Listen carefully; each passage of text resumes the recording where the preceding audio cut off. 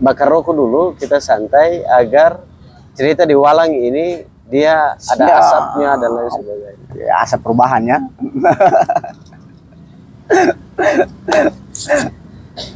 Asap perubahan apa koalisi perubahan ini, Bang? Koalisi perubahan.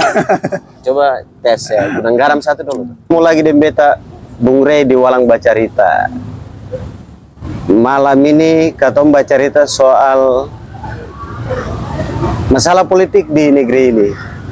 Yang beta sayangkan adalah bagaimana generasi muda. Jadi ada yang katong baca, katong dengar itu bahwa bangsa dan negara ini tanggung jawabnya di pundak generasi muda. Generasi muda. Tapi yang jadi problem teman-teman di Walang Bacarita adalah anak muda hari ini jadi follower. Jadi dia tidak punya akun. Ada punya akun tapi akun itu nggak dipakai. Malah dia cuma jadi follower dan ya sudah. Lebih tidak produktif ya. Iya, era perkembangan teknologi hari ini. Maka menjelang Pilpres ini tanggung jawab milenial itu harusnya mereka bisa menciptakan ide, gagasan, terus mengaktifkan akun-akun masing-masing agar memberikan sesuatu edukasi yang baik dan bisa punya nilai tawar. Bukan mereka menjadi follower atau mereka dipanggil oleh seniornya, "Dek, kamu di sini." Dikumpulin, ya kan, jadi satu, lalu ikut deklarasi capres tertentu, ikut ke sana kemari. Akhirnya apa? Ya cuma modal itu tadi, apa namanya, teman-teman muda ini yang beta lihat adalah hanya modal ngikut tuh follower gitu, nggak punya sesuatu yang akhirnya apa? Ujungnya adalah anak muda hanya jadi follower dan anak muda tidak bermanfaat ketika Pilpres selesai atau konstelasi politik, pilkada dan lain sebagainya. Tak kenal maka tak disayang. Maka mungkin aktivitasnya namanya siapa, nama panggilan aja siapa, terus aktivitas apa, dan bagaimana melihat salah satu kasus tadi, terutama anak muda, sesama anak muda wajib kita ingatkan bagaimana Ade Yongki melihat ini. Silakan. Kalau terkait dengan masalah politik sih, ini menjadi catatan buat semua. Tapi nama dulu, kalangan anak muda. Perkenalkan dulu, itu penting. Tapi sebelum masuk lebih jauh ke dalam, oke, perkenalkan, nama saya Yongki. Baik. Ya, nama pasaran aja yang dikenal. Iya, pasaran. Kalau kita bicara mengenai pandangan generasi muda untuk kedepannya menghadapi Indonesia emas di 2045, tantangan dalam menghadapi Indonesia emas 2045, apalagi bicara dari sektor politiknya, sudah seharusnya generasi muda itu tidak harus apatis terhadap persoalan politik yang ada di bangsa ini. Karena Bung Karno sendiri berpesan bahwa berikan aku 10 pemuda, maka aku guncangkan dunia. Itu 10 pemuda. Itu belum ada wifi. Iya, itu belum ada wifi, belum ada handphone, belum ada Walang Bacarita, belum. Nah, jauh. Terus maksudnya ini menjadi tantangan kita sendiri. Ini menjadi karena generasi muda ini punya masa depan yang sangat panjang. Ya. Gitu. Kedepannya ketika kita bicara politik, ya kita sudah harus mampu berbicara apa kepentingan generasi muda ke depannya. Ya.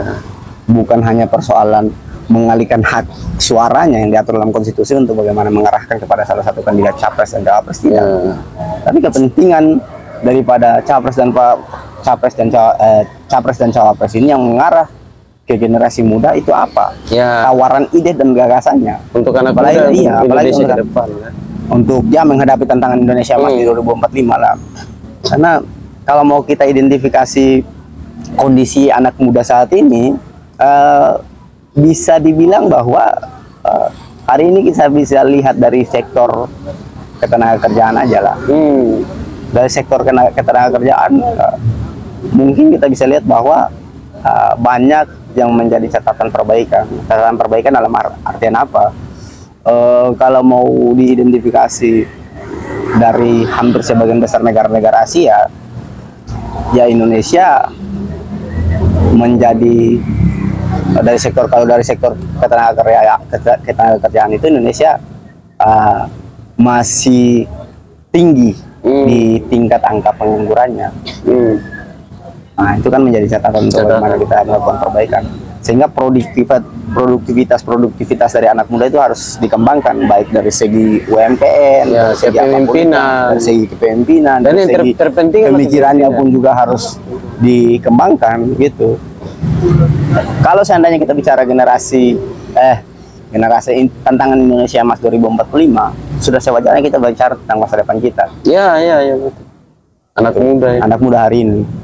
Kan 2045 itu jauh loh. Ini ada range waktu yang jauh. Ya, Range waktu yang jauh untuk bicara persoalan kesiapan, kesempatan, Ya. dan waktu yang nanti akan terjadi di kemudian hari. Nah, itu menjadi otokritik kita bersama lah, sehingga melakukan perbaikan itu bukan hanya dimulai dari kelompok-kelompok komunitas sih, tidak, tapi dimulai daripada diri kita sendiri lah. Ya. Gitu. Dimulai Salah dari satu kita contoh. sendiri. Ya, salah satu contohnya minimal tidur bangun aja lah. tidur Pak. Jam bangun tidur. Iya, jam tidur lah, Jam tidur. jam tidur bangun aja lah. Iya. Minimal kan ya, Betul. kan kita sudah harus tahu waktu tidurnya kita berapa jam, Ya. waktu beraktivitas kita berapa jam, waktu kita belajar berapa jam, waktu kita mengembangkan ide dan gagasan kita itu, ya kita kan bisa meminimalisir itu. Persoalan waktu, ya, tergantung individunya aja. Tingkat produktivitas individu yang ada pada generasi muda itu kayak bagaimana gitu. Kalau apalagi kalau bicara politik, kalau kita apatis dengan kondisi sikon politik yang hari ini terjadi, ya bisa dibilang kita akan redup secara bersama-sama. Kenapa dibilang redup? Ya, karena politik itu kan menentukan semua hal, menentukan ketenagakerjaan, menentukan persoalan ekonomi, menentukan persoalan pendidikan, menentukan persoalan pangan, menentukan persoalan semua sektor. Jadi sudah menjadi kewajiban untuk bagaimana generasi muda yang masuk pada tingkat usia produktif ini, Yang hari ini dibilang milenial itu. yang Ya? hari ini dibilang milenial lah, untuk bagaimana harusnya mampu untuk mengembangkan ide dan gagasannya. Ini tantangannya kenapa? Kalau kita bandingkan dengan generasi-generasi kolonial, ya generasi Bung Karno ini kan generasi kolonial, sebutan milenial dan kolonial kan. Ini ngeri kawan-kawan, ada dua generasi apa tadi? Generasi Kolonial, milenial dan generasi kolonial. Ah. Oke, lanjut. Kalau kita kembali lagi ke generasi kolonial, mereka itu punya satu bentuk kekuatan pikiran yang kuat. Bisa kita lihat macam Bung Karno, bisa kita lihat macam Tan Malaka, bisa kita lihat macam Sultan Syahrir, bisa kita lihat Haji Misbah, atau bisa kita lihat Agus Salim. Mereka tuh punya akar pikiran, akar ideologi yang kuat, hingga membangkitkan produktivitas mereka untuk bagaimana memperjuangkan bangsa ini. Setelah mereka memperjuangkan bangsa ini, ya itu sudah menjadi catatan buat generasi milenial hari ini. Ya, kalau kita tidak mampu perbaiki itu dalam diri kita, persoalan tidur bangun aja lah sederhananya. Kalau tidak mampu kita atasi itu dengan baik, ya tidak menutup kemungkinan ya ada satu pepatah atau satu slogan bilang bahwa kalau kita tidur bangunnya telat, ayam sudah patok rezeki kita. Iya.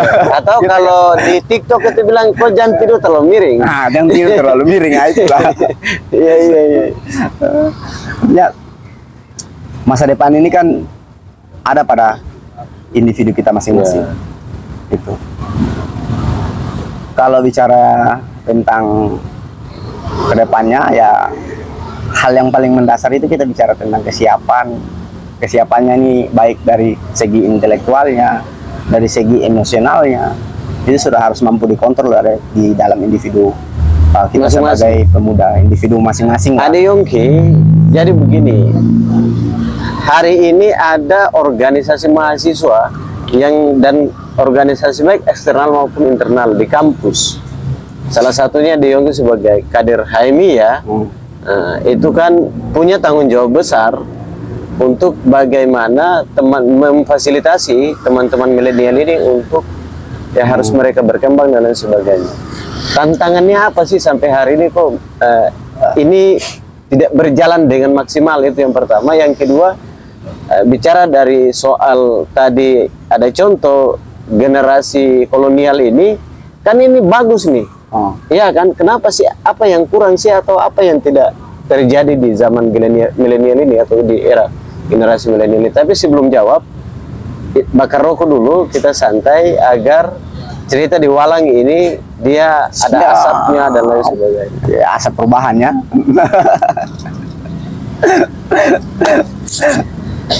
Asap perubahan apa koalisi perubahan ini, Bang? Koalisi perubahan. Coba tes ya, gudang garam satu dulu. Apa sih yang hari ini hilang dari antara generasi apa tadi kolonial, Kolonial dan di milenial ini? Apa yang kurang dan apa tantangan kaderisasi di organ-organ gerakan ini? Tantangan generasi milenial hari ini ya mungkin budaya generasi milenial itu lebih cepat mau instan, Mau hal-hal instan. ya hal-hal yang instan. Contohnya? Mau cepat jadi kan? Ya buat sesuatu nggak harus menunggu prosesnya. Padahal kan ya proses itulah yang membentuk karakter kita. Proses itulah yang membentuk kekuatan kita dalam berpikir. Proses itulah yang membentuk bagaimana cara kita mengambil tindakan yang tidak berefek kepada orang banyak. Ya. Proses itu kan yang membentuk semuanya. Makanya ini menjadi tantangan kita sendiri sih untuk generasi mudanya. Persoalan ya kalau bilang kita bicara dari tingkat organisasinya, dari segi organisasi ya. Kalau dari segi organisasi, saya tidak tahu organisasi lain. Tapi HMI itu punya semua hal yang disiapkan untuk bagaimana mengembangkan produktivitas kader-kadernya. Cuman kan dibilang lagi dikembalikan kepada individunya kayak bagaimana dia mau atau tidak. Mau kita tekan sekuat apapun tapi kalau dia tidak mau, wah, sama aja ya, betul. dengan bohong. Yang adanya nanti kita yang capek sendiri kan. Jadi kalau persoalan itu kita lebih pada mengajak teman-teman generasi muda untuk bagaimana memulai perubahan itu bukan dari segi sektor yang lebih besar, tapi dari segi sektor yang paling kecil aja lah. Hal-hal apa yang ada dalam pikiran kita ya perlu kita buat hari ini. Jangan jangan dilewatkan lagi. Kalau dilewatkan lagi nanti berbenturan lagi dengan aktivitas-aktivitas. Karena waktu dan kesempatan itu kita tidak akan tarik kembali lagi. Makanya kalau kita bicara generasi milenial kan saya bilang bahwa Indonesia Emas 2045 itu menjadi tantangan. Sejauh mana kita generasi milenial hari ini bicara tentang kesiapan. Lalu kesiapan, kesempatan dan waktu. Lalu itu, hal itu aja. Apa yang kurang sih? Ini kan sudah ada contoh nih dari generasi kolonial tadi nih. Ini kan sudah ada contoh begitu kan. Lalu apa yang menurut Ade Yongki apa sih yang kurang begitu selain dia suka dan tidaknya dan apalagi kira-kira yang oh ini contoh banyak kenapa kamu nggak ikut? Nah itu apa yang Ade Yongki lihat problem apa sih yang di kepala atau di aktivitas kawan-kawan sampai contoh yang banyak begini mereka nggak mau ikut gitu loh. Kalau dari segi organisasi ya, dari segi organisasi ini kan mungkin dari proses rekrutmen kadernya yang harus mungkin polanya yang harus dirubah lagi. Karena dari tahun ke tahun keinginan orang untuk berorganisasi itu beda, semakin kecil. Padahal kan organisasi ini ya bisa dibilang wadah atau tempat yang paling bagus untuk bagaimana menuangkan pikiran masing-masing, menuangkan apa yang kita baca, apa yang kita lihat, kita konsepkan dalam bentuk ide dan gagasan. Itu hal yang inilah yang bisa kita lakukan dalam organisasi lah. Makanya proses perbaikan di internal organisasi baik itu HMI, baik itu PMI, baik itu organisasi apapun, Cipayung lah. Nah, itu kiranya untuk melakukan perbaikan itu agar dapat menjadi magnet tersendiri untuk mempunyai daya tarik yang kuat terhadap generasi-generasi yang tadinya mau instan ini. Karena kan kalau bicara proses di HMI sendiri kan kita punya jenjang proses, baik itu dari segi pembelajarannya. Kalau di HMI itu kan ada tingkat pendidikan yang kita belajar di HMI. Misalnya di HMI ada LK1, ada LK2, ada LK3, ada SC. Ya kalau orang yang mau menjadi tokoh-tokoh pendidik untuk bagaimana menjaga generasi-generasi kader HMI yang lebih produktif, ya itu menjadi tanggung jawab itu tokoh-tokoh pendidik itu untuk bagaimana ya hadir dalam forum-forum inilah forum-forum formal organisasi Ya. lah dalam memberikan wawasan pengetahuan yang lebih luas. Betul. Bukan hanya terkait, apalagi HMI ini kan bukan hanya bicara tentang KHMI doang. HMI ini bicara semua hal, Ya. dari bicara ekonomi, bicara hukum, bicara persoalan politik, bicara sektor pertahanan dan keamanan, semuanya bisa dibicarakan di HMI ini. Gitu. Yang kurang dari contoh-contoh tadi, yang hari ini kaum milenial mereka nggak mau ikutin apa sih? Kenapa sih kayak begitu maksudnya? Mereka sampai apa yang menurut Yongki itu di kepala mereka sampai kok udah banyak contoh, tapi ini contoh sukses loh. Iya kan, mereka ini sukses. Kenapa sih? Apa problemnya yang Yongki lihat bahwa mereka ini nggak mau ikutin yang contoh-contoh ini? Oke, kalau problem itu saya bilang sudah dari awal bahwa problem yang mendasar itu dari segi rekrutmennya itu. Karena rekrutmennya itu menunjukkan sejauh mana produktivitas kader-kader itu sendiri. Kader-kader yang direkrut nih, calon-calon mahasiswa baru yang direkrut nih. Itu kan menentukan itu. Oke. Baik. Kalau misalnya kalau di HMI, misalnya kalau kita buat satu kegiatan semi formal ya, kalau kegiatannya itu aja orang akan bosan. Orang mau suasana baru, ya kan? Orang mau hal-hal yang baru. Ya, kalau kita masih mempertahankan budaya-budaya yang dulu, itu saya itu masih teringat pada satu otokritik yang begitu tajam ya, yang dituliskan oleh Abu Salim Sitompul dalam bukunya 44 Indikator HMI itu. Mungkinlah teman-teman HMI sudah baca itulah, terkait dengan 44 indikator. 44 jangan sampai 44 indikator HMI itu menjadi 99 indikator HMI atau menjadi 9.999 indikator HMI. Kenapa dibilang begitu?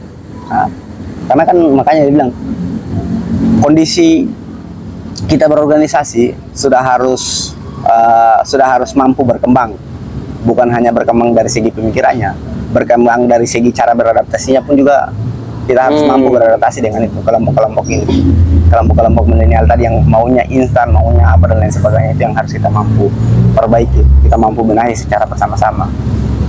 Oke, Adi Yongki, ini 78 tahun Indonesia merdeka. Tanggung jawab kita semua, saya, Adi Yongki dan teman-teman yang lagi nonton, ini tanggung jawab kita semua, tapi wabil khusus kepada teman-teman milenial. Indonesia merdeka sudah tahun ini sudah 78 ya. Waktu yang cukup lama, usia yang cukup tua. Dan tantangan makin menjadi-jadi untuk bagaimana kita harus berhadapan dengan tantangan, apalagi gak usah 45 atau tahun emas itu, 2024 aja ini tantangan sudah luar biasa begitu. Apa pesannya, harapan dan pesan kepada teman-teman milenial agar satu, jangan menjadi follower, tapi jadilah generasi milenial yang punya ide, gagasan, pemikiran atau hal kecil yang bisa itu merubah lingkungan masing-masing atau pribadi. Itu pesan itu pertama. Yang kedua, Adi Yongki perlu sebagai sesama anak muda saling mengingatkan bahwa kita ini mahal loh gitu, kita ini hebat loh begitu. Jangan sampai kita larut dan hanyut dengan perkembangan yang ada, tapi bagaimana kita berselam atau kita berselancar di dalam perkembangan. Silakan, Adi Yongki. Kalau pesan saya untuk semua angkatan muda ya, bukan angkatan muda bersenjata. Bukan.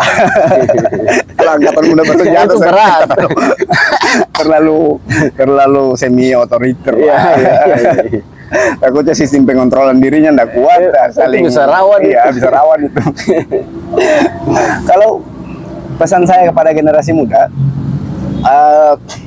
sebenarnya simpel dan sederhana aja.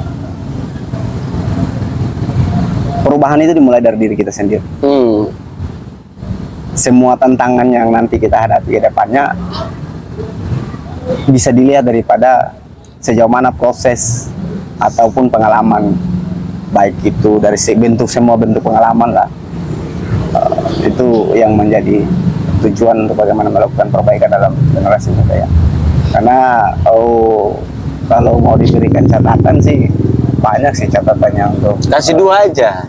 Dua aja. Dua cukup lah. Bukan dua anak cukup ya, tapi dua catatan cukup. KB itu KB. KB ya. Program KB itu. Oh, iya.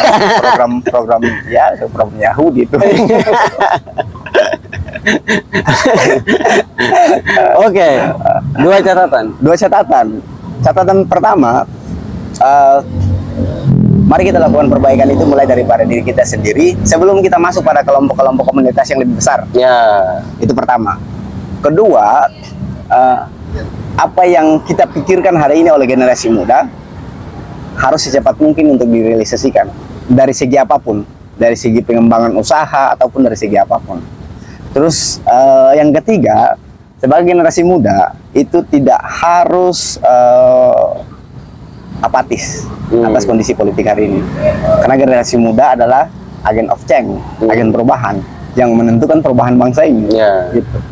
Itu menjadi catatan agar ya sebagaimana kita mengingat kembali pesan-pesan Bung Karno lah, berikan aku 10 pemuda maka aku akan bincangkan dunia ini kan. Maka kalau di era teknologi ini kan harusnya cuma 5 cukup lah ya, nggak usah banyak. 5 cukup lah.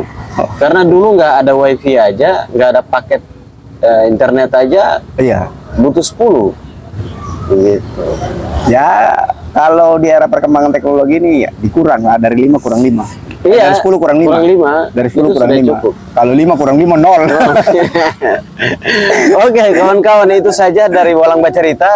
Semoga bermanfaat dan teman-teman, catatan itu penting untuk kita semua sebagai bahan evaluasi sesama anak muda.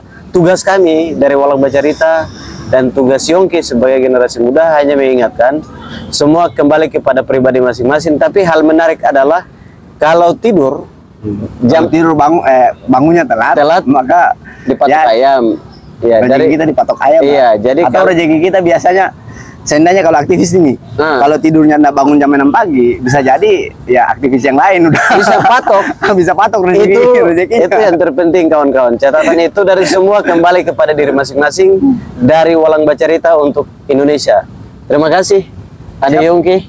Sehat-sehat terus.